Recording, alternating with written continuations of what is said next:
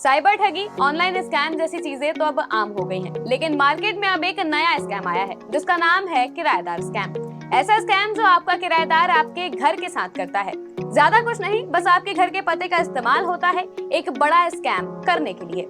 किराएदार आपको अच्छा खासा डिपॉजिट मनी देता है, आपकी सारी शर्तें मानता है और एक दिन बिना डिपॉजिट वापस लिए समय से पहले ही चला जाता है। आप सोचते हैं चलो कोई बात नहीं, आपका तो फायदा ही हुआ, मगर कुछ महीने बाद आपके दरवाजे पर पुलिस दस्तक देती है। पुलिस से लेकर बैंक और दूसरी एजेंसियां आपसे आपके उस किराएदार के बारे में पूछती हैं और तब जाकर आपको पता चलता है कि आपके साथ तो बहुत बड़ा स्कैम हो गया है। नया स्कैम जिसका नाम है किराएदार स्कैम। अब विस्तार से बताते हैं ये स्कैम किस तरह से होता है और आपको इससे कैसे बचना है।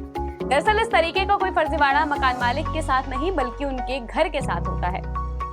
मन का किराया दिया जाता है और तगड़ा सिक्योरिटी डिपॉजिट भी, रेंट एग्रीमेंट भी बनवाया जाता है और पहचान से जुड़े सारे डॉक्यूमेंट जैसे कि आधार कार्ड वगैरह भी दे दिए जाते हैं। लेकिन इन सबके बाद सिर्फ एक चीज नहीं होती है और वो है पुलिस वेरिफिकेशन। और यही चीज मकान मालिक को एक दिन पुलिस स्टेशन के चक्कर लगाने पर मजबूर कर देती है। किराएदार आपके मकान का इस्तेमाल करता है, रेंट एग्रीमेंट के दम पर जीएसटी फॉर्म ओपन की जाती है, बड़े लोन लिए जाते हैं या फिर साइबर फ्रॉड और दूसरे क्राइम के लिए उस पते का इस्तेमाल होता है।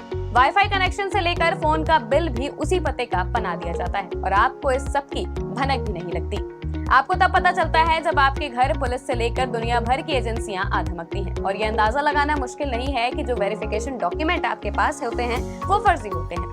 रेंट एग्रीमेंट जिसके नाम पर उसका कोई पता ठिकाना नहीं होता है और आपने पुलिस वेरिफिकेशन नहीं करवाया है तो आप भी संदेह के घेरे में हो ही जाते हैं। वही लीगल पचड़े अलग। किराएदारों की जानकारी के लिए आपका फोन खनखनाता रहता है और आप पुलिस स्टेशन के चक्कर लगाते रहते हैं। अब मेन बात पर आए तो हाल ही में 15,000 करोड़ के ऐसे ही एक स्कैम में नोएडा पुलिस ने कारोबारी को गिरफ्तार किया है, जो कि जाहिर है मकान मालिक के पते यानी कि एड्रेस से ये पूरा स्कैम हुआ।